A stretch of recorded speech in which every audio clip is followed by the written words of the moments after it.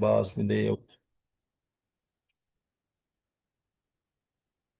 तो ये हमारा अध्याय 18 है। जम्बू द्वीप के निवासियों द्वारा श्री भगवान की स्तुति। तो इस अध्याय के अंदर बड़ा ही सुंदर 6 वर्षों के बारे में बताया गया है। तो जैसे हम पूजा करते हैं तो संकल्प मंत्र बोलते हैं, जैसे श्वेत बाराह कल्पे जम्बू द्वीपे भारत खंडे वैवस्वत मनमंतरे। तो जब हम इस प्रकार से सब कुछ बोलते हैं तो इसमें जम्बू द्वीप बोलते हैं। तो जम्बू द्वीप का एक आइलैंड है, जिसमें हमारी पृथ्वी भी एक आइलैंड है। तो इस आइलैंड में कई प्रकार के वर्ष हैं, जैसे भारत वर्ष। तो इसको हम कंटिनेंट भी बोलते हैं, लेकिन वर्ष के अनुसार जम्बू द्वीप के अंदर 7 वर्ष हैं। तो जिसमें एक भारत वर्ष है। और 6 वर्षों की चर्चा सुखदेव गोस्वामी जी ने परीक्षित महाराज से भी की है। तो इसमें बताया गया है कि भद्रसर्वा नाम के पुत्र हैं, जो कि धर्मराज के पुत्र हैं, और जो जम्बू द्वीप में रहते हैं। तो इसमें जो भगवान ने अवतार लिया है, जिसकी पूजा करते हैं, उसका नाम है हयग्रीव। तो एक असुर था जिसका नाम अज्ञान था, जो समस्त वेदों को लेकर क्या किया था, रसातल में फेंक दिया था। तो इस अवतार में भगवान ने हयग्रीव रूप में अवतार लिया, और रसातल से जाकर के उन्होंने उन वेदों को ले आए और ब्रह्मा जी को दे दिए। दूसरा वर्ष जो हुआ हरि वर्ष, तो इसके अंदर प्रहलाद महाराज नरसिंह भगवान का पूजन करते हैं और सबको सिखाते हैं भगवान नरसिंह की बड़ी ही। और भगवान नरसिंह की पूजा जो बड़ी स्ट्रांग होती है। तो 7वें स्कंद में विस्तार में दिया गया है। तो हरिवर्ष देश जो है, इसमें प्रहलाद महाराज भगवान नरसिंह की पूजा करते हैं। तीसरा है केतुल माल वर्ष।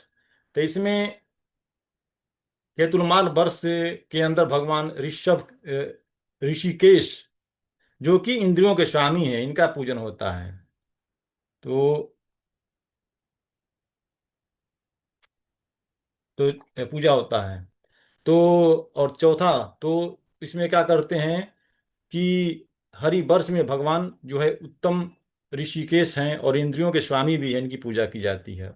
और इंद्रियों की पूजा ऐसे शिक्षा हरि वर्ष में दी गई है। तो इसमें भगवान काम के रूप में सबको दर्शन देते हैं, और बड़े ही सुंदर आकर्षक वाले होते हैं। और भाग्य की लक्ष्मी उनके साथ होती है।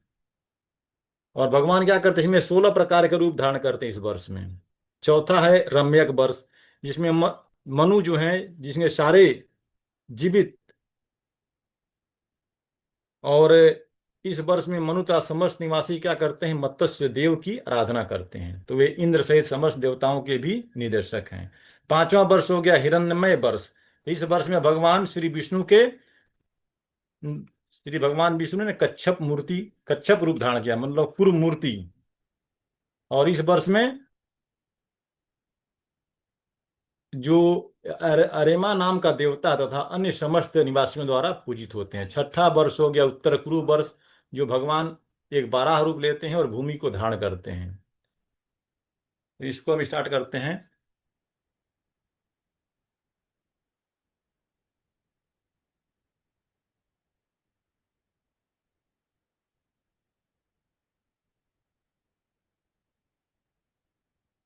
तो 1 से 6 में दिया गया है, 1 से 6 श्लोका उसमें दिया। भद्रश्रवा वर्ष में भद्रश्रवा द्वारा भगवान हयग्रीव की प्रार्थना। 7 से 14 में हरि वर्ष में प्रहलाद द्वारा भगवान नृसिंह की प्रार्थना। 15 से 13 केतुल माल वर्ष में लक्ष्मी द्वारा कामदेव की प्रार्थना। 24 से 28 में जो रम्यक वर्ष है, उसमें वैवस्वत मनु द्वारा मत्स्य भगवान की प्रार्थना। 29 से 33 में हिरण्मन्य वर्ष में अरेमा द्वारा कुर्म भगवान की प्रार्थना। और 34 से 39 में दिया गया उत्तर कुरु वर्ष में भूमि देवी द्वारा बाराह देव की प्रार्थना।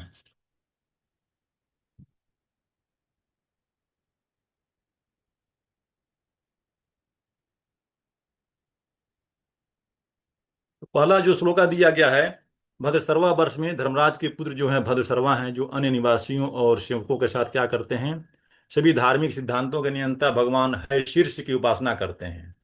और परम समाधि में स्थित होकर वे निम्न प्रार्थनाएं भी अर्पित करते हैं। तो इस श्लोक में बताया गया है कि पहला श्लोक बताइए, किम पूर्व वर्ष में भगवान श्री रामचंद्र जी क्या करते हैं, सीता माता और लक्ष्मण जी के साथ विराजमान हैं, और वहां के सभी निवासी परम भक्त हनुमान जी के साथ मिलकर उनके चरणों की भक्ति करते हैं। तो भगवान को पाने का मार्ग क्या है? जो है विनम्र भक्ति है। तो जहाँ राम है वहाँ सेवा है, जहाँ सेवा है वहाँ प्रेम है, और जहाँ प्रेम नहीं है वहाँ भगवान का वास्तविक निवास नहीं है, और जहाँ प्रेम है वहाँ भगवान का वास्तविक निवास है। दूसरे श्लोका में बताया गया है कि भगवान है शीर्ष को नमस्कार, जो समस्त धर्म के आश्रय हैं और जो बंधन ग्रस्त जीवन के हृदय को शुद्ध करते हैं। तो इस श्लोक में राजा भद्रसर्वा और उनके सेवक जो हैं भगवान की स्तुति करते हुए कहते हैं कि प्रभु आप ही वह हैं जो इस भौतिक जगत में बधे जीव के चित्त को शुद्ध करते हैं। और शास्त्र में भी दिया हुआ है कि मनुष्य जन्म, मृत्यु, बुढ़ापा और रोग के दुख को समझे बिना भौतिक सुख में मग्न रहता है। तो वो वास्तविक लक्ष्य क्या करता है? भूल जाता है मनुष्य। और भगवान गीता में भी कहते हैं कि मूर्ख लोग यह नहीं समझते कि जीवन का जो उद्देश्य है इंद्रिय भोग नहीं है, आत्मशुद्धि है। और प्रहलाद महाराज बोलते हैं कि क्षणिक भौतिक सुख के लिए मूढ़ क्या करते हैं? बड़े बड़े प्रबंध करते हैं और जन्म जन्मांतर तक दिग्भ्रमित रहते हैं। तीसरे श्लोका में बताया गया है कि सुखदेव गोस्वामी कहते हैं कि जब मनुष्य भगवान को भूल जाता है तब वह इंद्रिय तृप्ति को ही जीवन का लक्ष्य मान लेता है। आहार, निद्रा, भय, मैथुन, इन्हीं चार विभागों को क्या करता है? वो सुख मान लेता है। और परिवार और शरीर के सुख के लिए वह बिना सोचे समझे पाप कर्म करता है, और उसे भ्रम होता है क्या कि वह अपने प्रियजनों के लिए अच्छा कर रहा है, पर वास्तव में वही कर्म उसे जन्म मृत्यु के चक्र में और बांध देते हैं। तो श्रीशील विश्वास चक्रवर्ती ठाकुर समझाते हैं कि आश्चर्य की बात यह है कि मृत्यु को सामने देखकर भी मनुष्य सचेत नहीं होता, तो वह बार बार दुख पाकर भी भौतिक सुख की आशा नहीं छोड़ता। तो यह माया की गहरी पकड़ है। इसलिए प्रहलाद महाराज देते हैं कि बुद्धिमान व्यक्ति को क्षणिक सुख के पीछे भागने के बजाय भगवान का स्मरण करते हुए भक्ति का मार्ग अपनाना चाहिए। और इंद्रिय सुख क्षणिक है, पर भगवान की भक्ति शाश्वत आनंद देती है। तो जो मनुष्य जीवन का उद्देश्य समझकर भक्ति करता है वह वास्तव में सफल और सुखी होता है।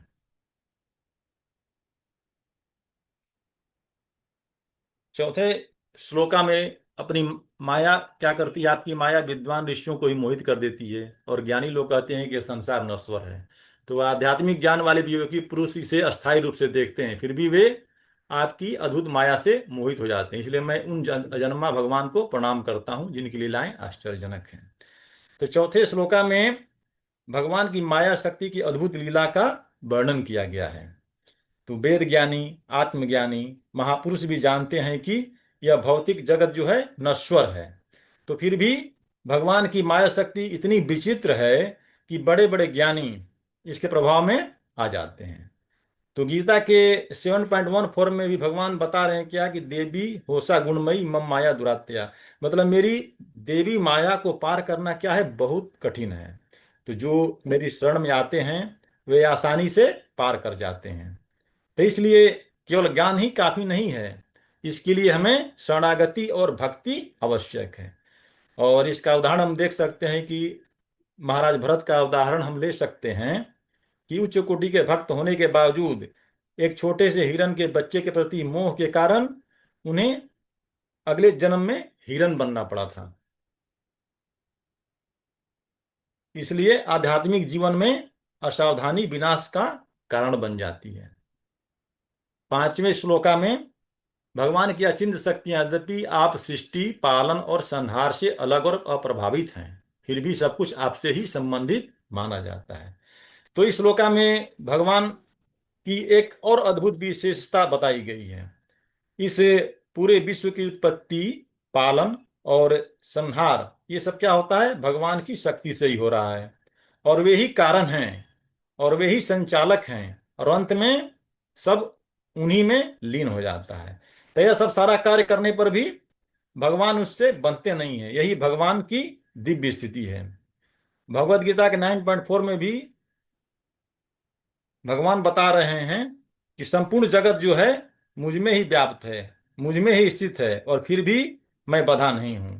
इसका उदाहरण हम क्या करते हैं, सूर्य से ले सकते हैं कि सूर्य की किरणें क्या होता है, गंदे पानी पर भी पड़ती हैं, पर सूर्य कभी स्वयं गंदा नहीं होता। तो हम कर्म के बंधन में फंस जाते हैं, पर भगवान कर्म करते हुए भी कर्म के बंधन से परे हैं। छठवां श्लोका में बताया गया, वेदों को पुनः लाने वाले भगवान हयग्रीव, जिन्होंने ब्रह्मा की प्रार्थना पर वेदों को पुनः ब्रह्मा को लौटा दिया। 23 श्लोक में भगवान ने हयग्रीव अवतार का वर्णन है। इस श्लोक में भगवान के हयग्रीव अवतार का वर्णन है। तो कल्प के अंत में जब अज्ञान नामक दैत्य जो था वेदों को चुराकर रसातल में ले गया और वेद लुप्त होने से संसार अज्ञान में डूब गया, तब भगवान ने हयग्रीव रूप धारण करके वेदों को वापस लाकर ब्रह्मा जी को सौंप दिया। तो भगवद गीता के 4.7 में ही बताया गया था, अदहि धर्म से ग्लानिर्भवति भारत। मतलब जब जब धर्म की हानि होती है और अधर्म बढ़ता है, तब तब मैं अवतार लेता हूं। तो भगवान किसी न किसी रूप में प्रकट होकर के ज्ञान को पुनः जो है स्थापित करते हैं।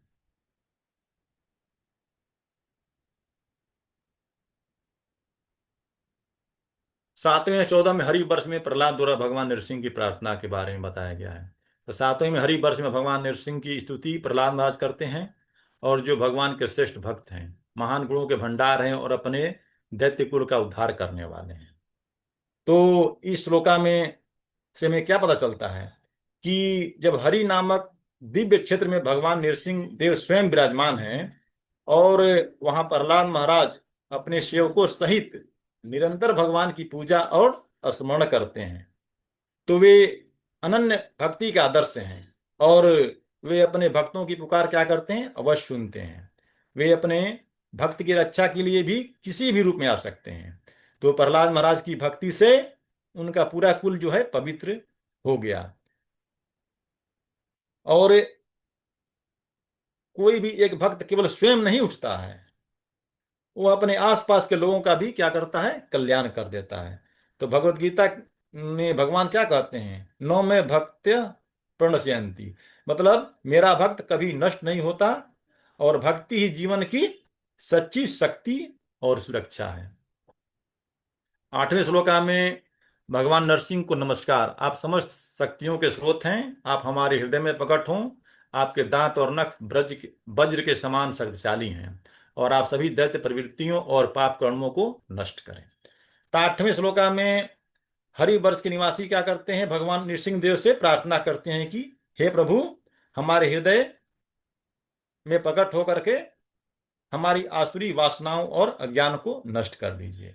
तो यह केवल बाहरी रक्षा की प्रार्थना नहीं करते, बल्कि क्या करते हैं, वो भीतर की शुद्धि के लिए भी वे भगवान से प्रार्थना करते हैं। तो इससे हम यह समझ सकते हैं कि जब मनुष्य भौतिक इच्छाओं से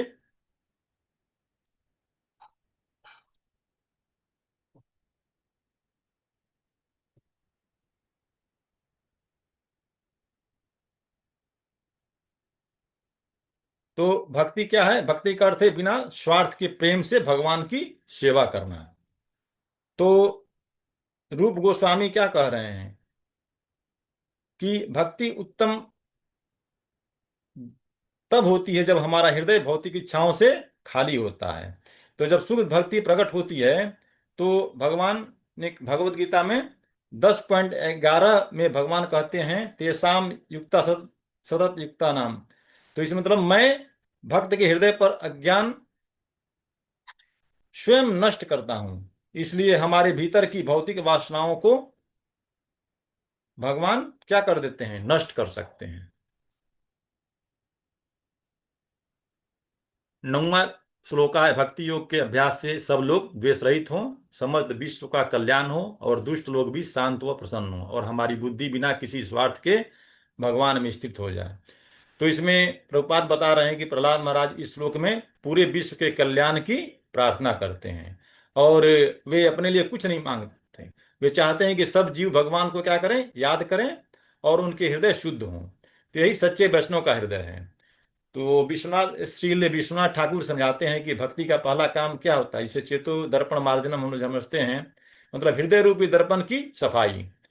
तो जब हृदय से ईर्ष्या, द्वेष और स्वार्थ की धूल छटती है, तब क्या होता है, करुणा और शांति प्रकट होती है। और तभी मनुष्य क्या होता है, सबके लिए शुभ सोचता है। तो भगवान श्री कृष्ण क्या करते हैं भगवत गीता के 18.65 में, मन मना मन मत भक्तो, मतलब मेरा चिंतन करो, मेरे भक्त बनो और मुझे नमस्कार करो। तो जब हमारा मन भगवान में लग जाता हो, तब क्या होता है, हृदय हृदय जो है हमारा अपने आप शुद्ध हो जाता है। 10वें श्लोका में, अगर सही आसक्ति ही सिद्धि की ओर ले जाती है, तो वह व्यक्ति शीघ्र सिद्धि जाता है जो घर, पत्नी, पुत्र और धन में आसक्त न होकर भगवान के भक्तों में हो। तो 10वें में प्रहलाद महाराज भगवान से प्रार्थना क्या करते हैं कि हम घर, परिवार, धन और भौतिक सुखों की अंधी आसक्ति में न फंसें।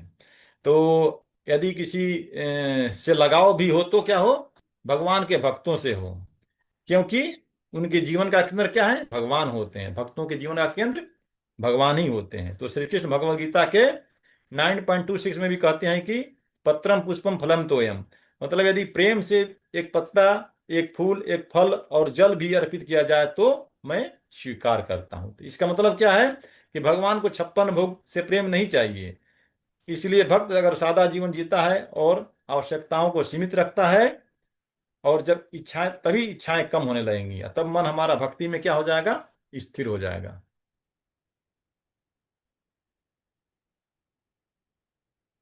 11वें श्लोका में, सत्संग में श्रवण की महिमा। तो भक्तों के संग अगर भगवान की अद्भुत महिमा सुनी जा सकती है, और भगवान का श्रवण क्या है, तुरंत हृदय को शुद्ध करता, क्योंकि वे ध्वनि रूप से प्रवेश करते हैं। तो इस श्लोक में यह है कि जब भगवान के शुद्ध भक्तों की संगति क्या होती है, और भगवान की कथाओं का श्रवण मन को क्या कर देता है, शुद्ध कर देता है।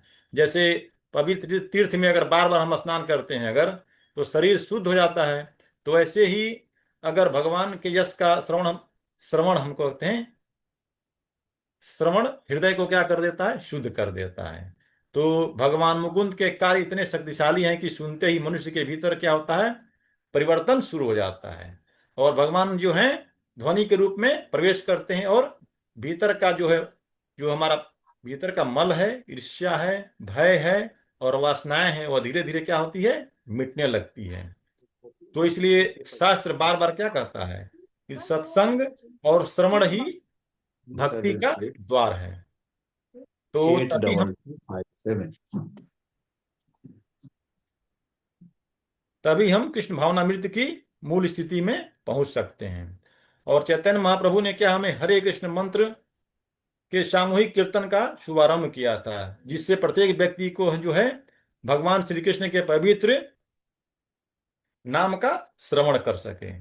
और भगवत गीता के 9.14 में भी भगवान क्या, सतत कीर्तन्त्यो मान, मतलब मेरे भक्त निरंतर क्या करते हैं, मेरा कीर्तन करें और मेरा स्मरण करते हैं, स्मरण करें। 12वें में श्लोका में, भक्तों में सभी गुण होते हैं, अभक्तों में नहीं। तो जिसके पास भगवान के प्रति निष्कपट भक्ति है, उसमें देवताओं के सभी श्रेष्ठ गुण प्रकट हो जाते हैं। तो इस श्लोका में है कि जिस व्यक्ति के हृदय में भगवान की भक्ति होती है, तो उसमें अपने आप देवताओं के समान गुण प्रकट हो जाते हैं। धर्म, ज्ञान, त्याग, दया, शांति, विनम्रता। इसका कारण क्या है, इसका कारण है कि आत्मा का मूल स्वभाव जो है भगवान से जुड़ा हुआ है, और हम शाश्वत भिन्नांश हैं। भगवान भगवत गीता में क्या कहते हैं 15.7 में, ममई वांसा जीवन लोके जीव भूत सनातन, मतलब सभी जीवात्माएं क्या है, मेरे शाश्वत अंश हैं, लेकिन भौतिक प्रकृति में फंसकर मन और इंद्रियों से संघर्ष कर रहे हैं। तो प्रभुपाद के तात्पर्य में हम समझ सकते हैं कि जब हम मूल रूप से दिव्य हैं, पर जब हम भगवान को भूल जाते हैं, तब जो है मन हमारा क्या है, भौतिक इच्छाओं के पीछे भागता है। और जब भक्ति में लौटते हैं तो असली स्वभाव जागता है। तो हम में वैष्णव के 26 गुण प्रकट होने लगते हैं जब हम भक्ति में लौटते हैं। और यह कैसे होता है कि जब हम नवदा भक्ति, श्रवण, कीर्तन, स्मरण और सेवा करते हैं, तब हमारा हृदय जो है शुद्ध हो जाता है। 13वें श्लोका में भगवान हरि क्या करते हैं, सभी जीवों का आत्मा है, जैसे मछली के लिए जल जीवन है, इसलिए जो परमात्मा का आश्रय नहीं लेता और भौतिक गृहस्थ जीवन में आसक्त हो जाता है, उसकी स्थिति क्या होती है, निम्न से निम्नतर हो जाती है। तो इस श्लोका में बहुत ही गहरी तुलना दी गई है। जैसे जल का जीव है, जैसे मगर हुआ, पानी में रहकर भी शक्तिशाली रहता है, वैसे ही जीवात्मा भगवान के संपर्क में रहती है तो आध्यात्मिक रूप से जीवित रहती है। और जब मनुष्य परमात्मा की शरण छोड़ करके केवल भौतिक पारिवारिक सुख में उलझ जाता है तो उसकी आध्यात्मिक शक्ति धीरे धीरे समाप्त हो जाती है। तो बाहर से वह सफल दिख सकता है, पर क्या भीतर से वह खाली हो जाता है। तो इसका समस्या क्या है, समस्या गृहस्थ जीवन नहीं है, समस्या इसका क्या है, भगवान से कट जाना। तो जब घर जो है हमारा भगवान से जुड़ा हो तो वही घर क्या होता है, तीर्थ बन जाता है। और जब घर केवल इंद्रिय तृप्ति का केंद्र बन जाए तो वही बंधन बन जाता है। तो भगवत गीता में भगवान कहते हैं क्या, मामेव में प्रपद्यन्ते, तो जो मेरी शरण में आता है वही क्या है, सुरक्षित होता है। 4वें श्लोका में, इसलिए भगवान नृसिंह देव के चरणों का आश्रय लो, जो गृहस्थ निर्भयता का आश्रय है, और गृहस्थ आसक्ति को त्याग दो, जो अंतहीन इच्छाओं का मूल कारण है। तो इस श्लोका में एक प्रकार से करुण पुकार है कि गृह जीवन के झूठे सुख में उलझकर जन्म मरण के चक्र में मत फंसो। तो भगवान नरसिंह देव के चरणों की शरण हमें ग्रहण करनी चाहिए। तो संसार के अधिकांश जो है पीड़ा, विवाद, क्रोध, भय, निराशा, झूठी प्रतिष्ठा की भूख, तो इन सब का मूल कारण क्या है कि हम अत्यधिक पारिवारिक और भौतिक आसक्ति में लिप्त रहते हैं, इसीलिए हमको ये सारी पीड़ाएं होती हैं। अगर हम नृसिंह देव को निर्भयता का आश्रय कहा गया है और उनकी शरण लेने से क्या होता है, मन होता है स्थिर हो जाता है और जीवन का केंद्र बन जाता है। तो 8.15 में भी भगवत गीता में कहा गया क्या, दुखालयम शाश्वतम, मतलब यह संसार जो है दुख का स्थान है और अस्थायी है। 15वें से 30वें श्लोका में केतुलमाल वर्ष में लक्ष्मी द्वारा कामदेव भगवान की प्रार्थना। तो 15वें श्लोका में केतुलमाल वर्ष में भगवान कामदेव रूप में लक्ष्मी जी के साथ निवास करते हैं और वे प्रजापति संवत्सर को प्रसन्न करने के लिए वहां रहते हैं। तो इस श्लोका में बताया गया है कि केतुलमाल वर्ष में भगवान स्वयं क्या करते हैं, कामदेव के रूप में प्रकट होते हैं। लेकिन यहाँ कामदेव का अर्थ केवल भौतिक आकर्षण नहीं है, यह कामदेव वास्तव में भगवान श्री कृष्ण के पुत्र प्रद्युम्न का रूप है, अर्थात विष्णु तत्व। तो इसका अर्थ है कि सृजन की शक्ति और प्रेम की शक्ति सब मूल स्रोत क्या है, भगवान ही है। तो मायावादी लोग सोचते हैं क्या कि भगवान जब भौतिक रूप धारण करते हैं तो ये हमारे जैसे बन जाते हैं। लेकिन शास्त्र क्या कहता है कि भगवान चाहे किसी भी रूप में प्रकट हो, वे सदा आध्यात्मिक ही रहते हैं। उनका शरीर जो है कभी भौतिक नहीं रहता। और जब संसार के आकर्षण को भगवान से जोड़ते हैं तो शक्ति क्या बनती, पवित्र बन जाती है। तो जब भोग का साधन बनाते हैं तो बंधन बन जाती है। तो भगवत गीता के 7.11 में ही बताया गया, धर्म विरुद्धो भूतेषु कार्य कार्य अस्मि, मतलब धर्म के विरुद्ध न होने वाला काम मैं ही हूं, ये भगवान बता रहे हैं। 16वें में कामदेव लक्ष्मी जी को प्रसन्न करते हैं, वे अपनी मनोहर चाल, सुंदर मुख, मधुर मुस्कान और चंचल दृष्टि से भगवान कामदेव लक्ष्मी जी को प्रसन्न करते हैं। तो 16वें श्लोका में केतुलमाल वर्ष में भगवान के दिव्य सौंदर्य और उनकी मोहिनी शक्ति का वर्णन किया गया है। तो इसमें क्या बताया गया है कि भगवान की जो चाल है, उनकी मुस्कान है, उनका चितवन है, उनकी लीलाएं हैं, सब कुछ क्या इतना मधुर और आकर्षण है कि साधारण मनुष्य को तो छोड़ दें, बड़े बड़े देवता भी मोहित हो जाते हैं। तो यह आकर्षण क्या है, भौतिक नहीं है, और यह आत्मा को खींचने वाला आध्यात्मिक आकर्षण है। तो इसलिए भक्त क्या करते हैं, भगवान के सौंदर्य का ध्यान करते हैं। भगवत गीता में भी कहा गया, मन मना मन भक्तो, मतलब अपना मन जो है मुझ में लगाओ, और जब मन लगेगा तो संसार का आकर्षण अपने आप कम हो जाएगा। 17वें श्लोका में लक्ष्मी जी कामदेव की उपासना करती हैं। दिन में वह प्रजापति संवत्सर के पुत्रों के साथ रहती हैं और रात में उनकी पुत्रियों के साथ रहती हैं और भक्ति में लीन होकर मंत्रों का जप करती हैं। तो इस श्लोका में लक्ष्मी जी का अद्भुत उदाहरण दिया गया है कि कि लक्ष्मी जी क्या करती हैं, दिन रात अपने सहयोगियों के साथ भगवान के कामदेव रूप की पूजा करती हैं। तो इसका अर्थ है कि भगवान के का जो आकर्षण है केवल मनुष्यों तक ही सीमित नहीं है। स्वयं लक्ष्मी देवी जी उनकी सेवा में तल्लीन रहती हैं। तो इससे एक महत्वपूर्ण शब्द है मायामय। इसका क्या अर्थ है? यह भ्रम या झूठ नहीं है। इसका अर्थ प्रेम से भरा हुआ। तो जैसे माता अपने बच्चों को प्रेम करती है, वैसा ही स्नेह भगवान क्या करते हैं, अपने भक्तों पर बरसाते हैं। और भगवत गीता में भगवान कहते हैं भक्त्या माम भिजा नाती, मतलब केवल भक्ति से ही मुझे जाना जा सकता है। 18वें में इंद्रियों के स्वामी भगवान ऋषिकेश को नमस्कार है, जो सभी शारीरिक, मानसिक और बौद्धिक क्रियाओं के परम स्वामी हैं। 23 श्लोका में भगवान को संपूर्ण आश्रय के रूप में स्थापित किया गया है। तो हे ऋषिकेश, आप इंद्रियों के स्वामी हैं। हमारी शक्ति, बुद्धि, शरीर और प्राण सब आपकी देन है। तो भगवान ऋषिकेश इंद्रियों के स्वामी हैं और हम सेवक हैं।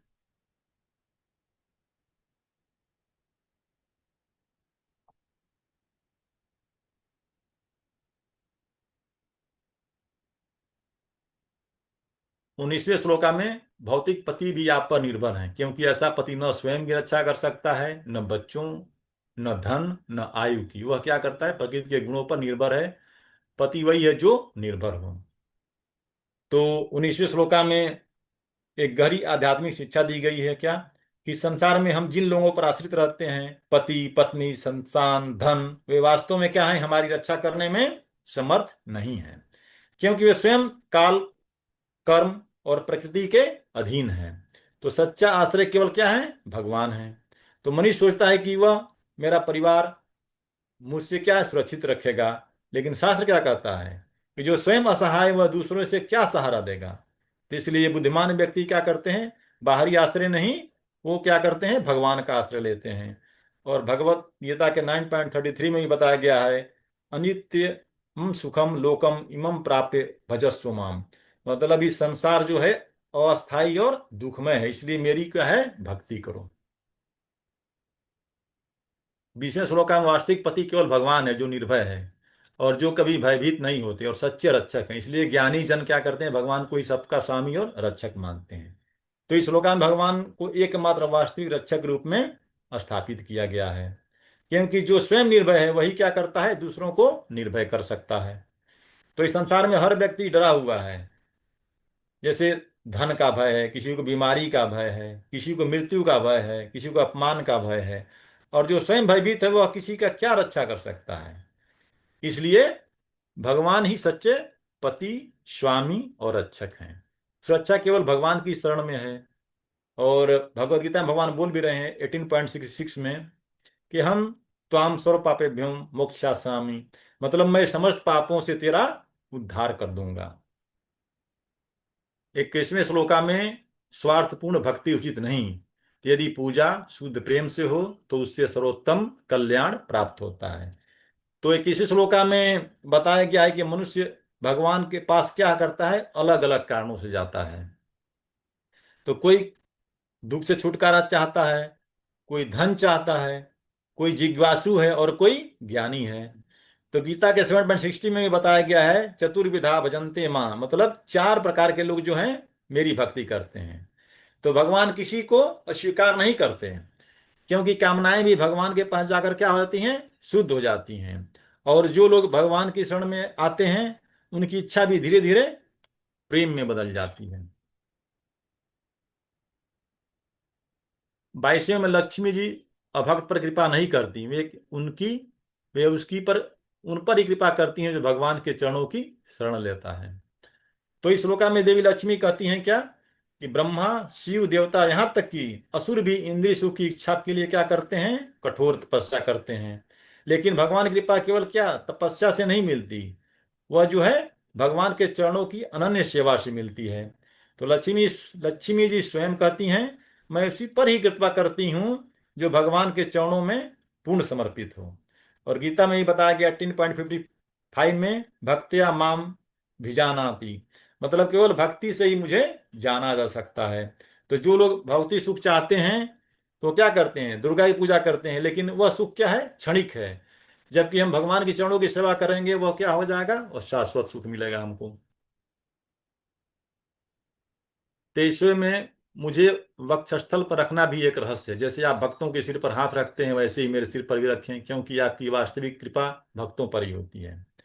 तो 30वें श्लोक का जो है एक अत्यंत जो है रहस्यमय सत्य बताया गया है कि भगवान की कृपा किस पर सबसे अधिक बरसती है। तो लक्ष्मी स्वयं स्वीकार करती हैं क्या, कि मैं भगवान के वक्षस्थल पर रहती हूँ, फिर भी भगवान की विशेष कृपा जो है भक्तों पर है। तो इससे यह दिया गया क्या कि ब्रह्मा, शिव, लक्ष्मी जो भी मैंने जिस अनुग्रह पाने की इच्छा रखते हैं वह क्या है, गोपियों को सहज में ही मिल गया था। तो लक्ष्मी जी को भी गोपी भाव पाने के लिए क्या करना पड़ा था, तपस्या करना पड़ा था। और भक्त जो है भगवान को बांध देते हैं। पद, प्रतिष्ठा, ऐश्वर्य, ये सब भक्ति के सामने सब क्या है, छोटे पड़ जाते हैं। और अगर हम भक्ति करते हैं तो सबसे बड़ा धन है वो।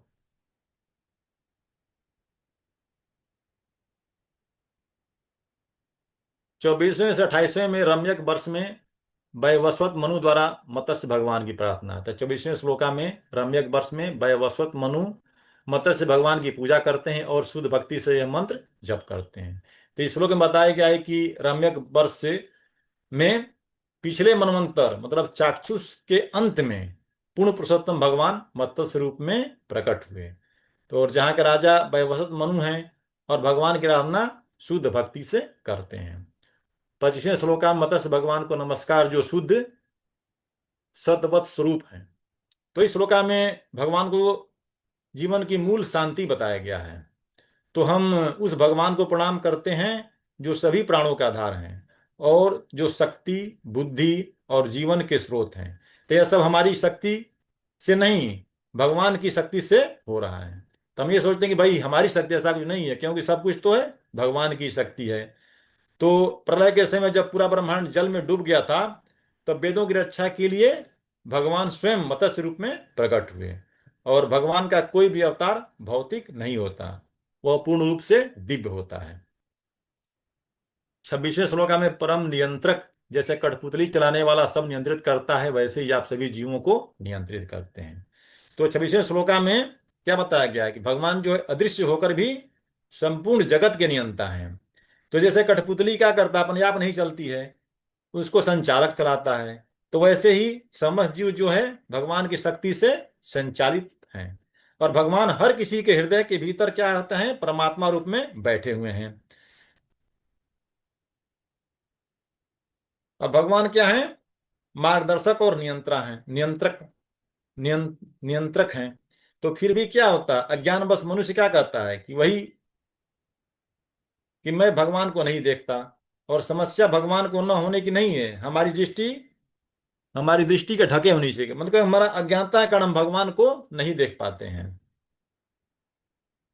27वें श्लोका में वास्तविक पालनकर्ता ब्रह्मांड के बड़े बड़े नेता यथा ब्रह्मा तथा अन्य देवताओं को आपकी सत्ता से ईर्ष्या हो जाती है। आप ही सभी जीवों के वास्तविक पालन करता है। तो इस श्लोका में बताया गया है कि ब्रह्मांड के बड़े बड़े नेता ब्रह्मा से लेकर आधुनिक शासकों तक सब क्या है, भगवान की शक्ति पर ही निर्भर हैं। तो ये अपने बल से किसी का पालन नहीं कर सकते। और वास्तव में मनुष्य जो है, मनुष्य, पशु, पक्षी, पेड़, पर्वत जो भी दिया गया है, तो उसका एकमात्र पालक क्या है, भगवान है। तो फिर भी भौतिकवादी लोग क्या करते हैं, ईश्वर से स्पर्धा करना चाहते हैं।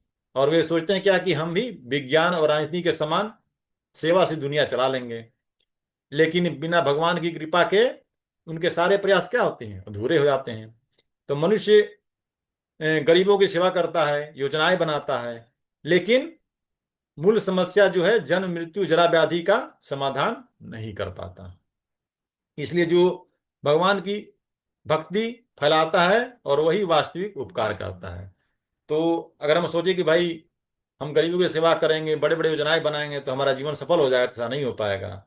और हम भगवान की भक्ति करेंगे, वही वास्तविक क्या है, उपकार, तभी लोगों को हो पाएगा। 28वां में, मेरे रक्षक, आपने कल्प के अंत में मुझे पृथ्वी सहित बचाया, मैं आपको प्रणाम करता हूँ। तो इस श्लोक में भगवान की अद्भुत शक्ति का वर्णन है। तो कल्प के अंत में जब प्रलय आता है तो पूरी पृथ्वी जल में डूब जाती है और पेड़ पौधे पर्वत सब लुप्त हो जाते हैं। तो उस भयानक समय में भी भगवान क्या करते हैं, पृथ्वी की रक्षा करते हैं। और वे ही सृष्टि के वास्तविक पालक हैं, जीवन के क्या हैं, मूल कारण हैं। तो भगवत गीता के 9.10 में भी मयाध्यक्षेण प्रकृति सूर्यते सचराचरम, मतलब भौतिक प्रकृति जो है मेरी अध्यक्षता में काम करती है, और संपूर्ण चर अचर प्राणियों को रचती है।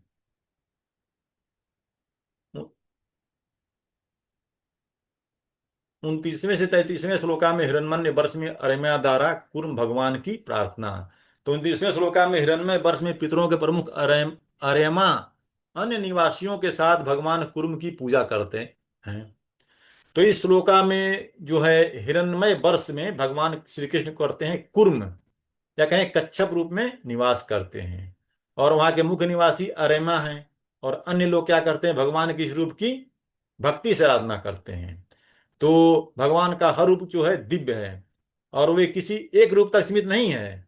कभी मत्स्य रूप में, कभी कुर्म रूप में, कभी नृसिंह रूप में, कभी श्री कृष्ण रूप में वह अवतार लेते हैं, और पूर्ण है वह, और भक्तों के लिए अत्यंत प्रिय हैं। तो इस श्लोक में प्रियतम शब्द बहुत ही महत्वपूर्ण जो आया हुआ है।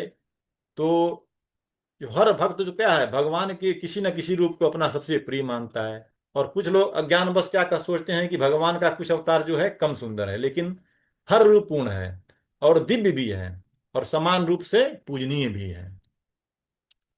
30वें श्लोका में भगवान कुर्म को नमस्कार है, जो काल से परे हैं, स्वतंत्र विद्यमान हैं, शुद्ध सत्व में स्थित हैं, और सबके आश्रय हैं। तो इसमें भक्त बार बार भगवान को नमस्कार करता है और कहता है कि हे प्रभु, आप कच्छप रूप में भी पूर्ण दिव्य हैं, और आप भौतिक गुणों से परे हैं, और शुद्ध सत्व में स्थित हैं। तो भगवान जल में विचरण करते हैं, फिर भी क्या होता है, कोई उनकी वास्तविक स्थिति को नहीं समझ पाता, और वे समय से परे हैं। भूत वर्तमान भविष्य उन पर कोई प्रभाव नहीं डालता, और वे सर्वत्र उपस्थित हैं। सबका भगवान क्या है, आधार हैं। और इसको भक्त बार बार भगवान को इसलिए प्रणाम करते हैं, बार बार नमस्कार करते हैं। 31वें में विश्व स्वरूप और वास्तविक स्वरूप में मैं आपके वास्तविक स्वरूप को प्रणाम करता हूं, यह ब्रह्मांड आपका वास्तविक स्वरूप नहीं है। तो इस श्लोका में भक्त कहते हैं कि भगवान जो है एक विराट जगत आपकी शक्ति का प्रदर्शन है, लेकिन यही आपका वास्तविक रूप नहीं है। तो जो कुछ हम देखते हैं, जैसे अनगिनत रूप, विविधता, परिवर्तन, यह सब भगवान की वाह्य शक्ति का विस्तार है। पर पर यह जो है संपूर्ण भौतिक सृष्टि जो है भगवान श्री कृष्ण की शक्ति पर आश्रित है।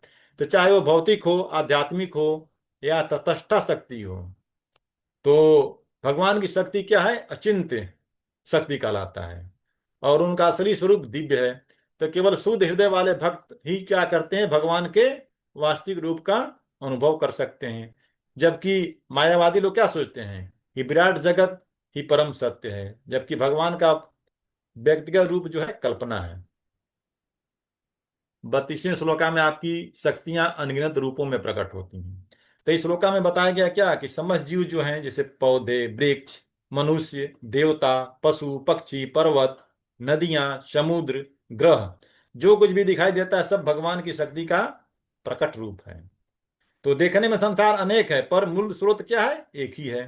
तो यह जगत झूठा नहीं है, यह भगवान की शक्ति का क्षणिक प्राकट्य है। इसको हम एग्जाम्पल द्वारा भी समझ सकते हैं कि जैसे बादल आते हैं, पर आकाश क्या होता है, स्थिर रहता है। तो वैसे ही संसार बदलता रहता है, पर परम सत्य भगवान क्या है, स्थिर हैं। तो जीव अलग अलग प्रकार से जन्म लेते हैं, कोई गर्भ से, कोई अंडे से, कोई पसीने से, कोई पृथ्वी से, पर जीवन की शक्ति क्या है, एक है। और हमारा शरीर कर्म के अनुसार मिला है, ताकि हम अनुभव करें और अंत में क्या करें, भगवान की शरण लें।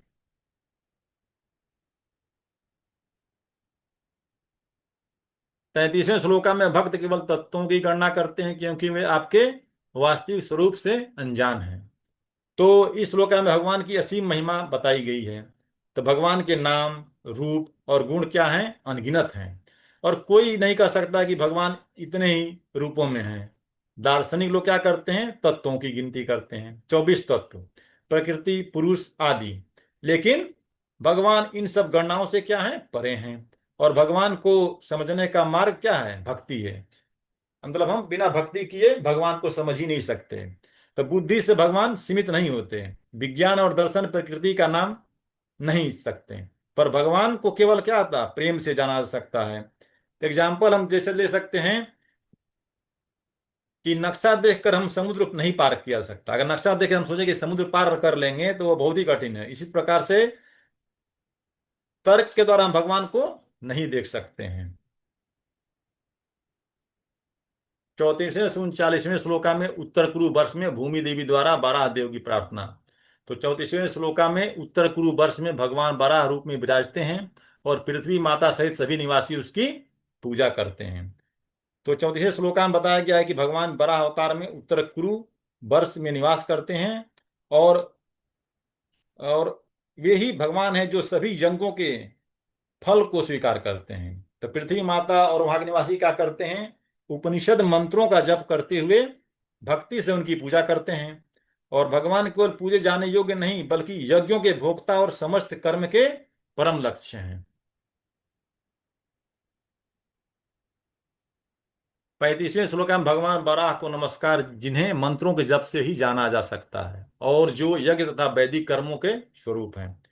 तो इस श्लोका में भगवान को यज्ञ पुरुष कहा गया है। मतलब सभी यज्ञ जो अनुष्ठान, सभी यज्ञ हैं, अनुष्ठान है और वैदिक कर्म अंततः क्या होता है, भगवान के लिए ही है।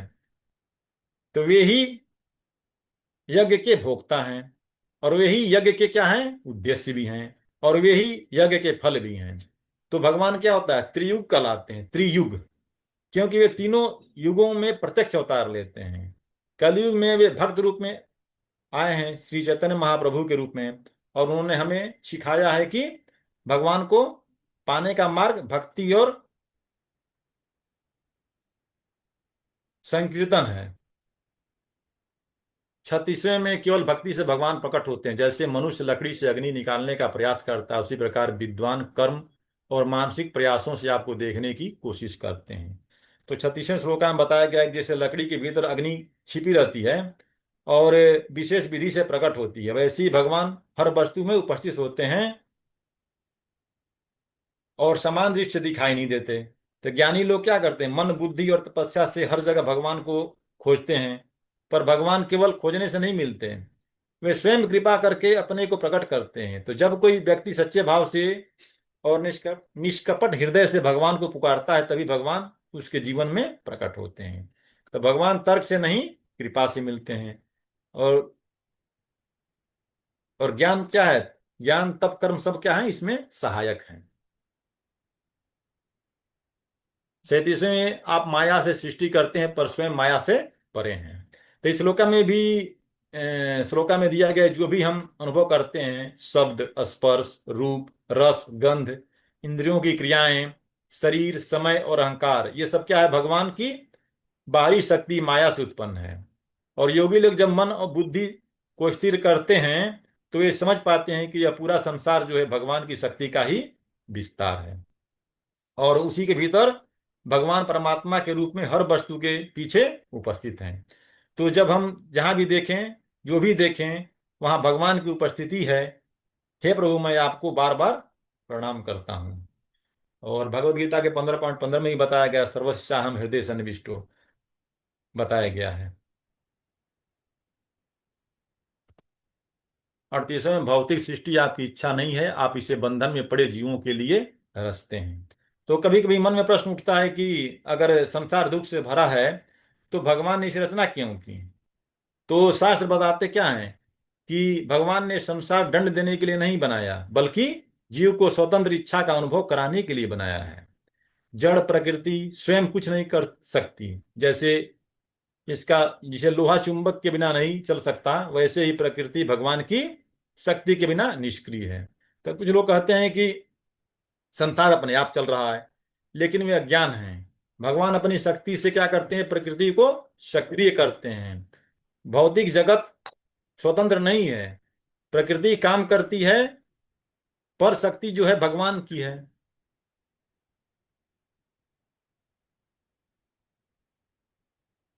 39वां श्लोक में आदि बराह रूप में अपने हिरण्यराक्ष असुर का वध किया।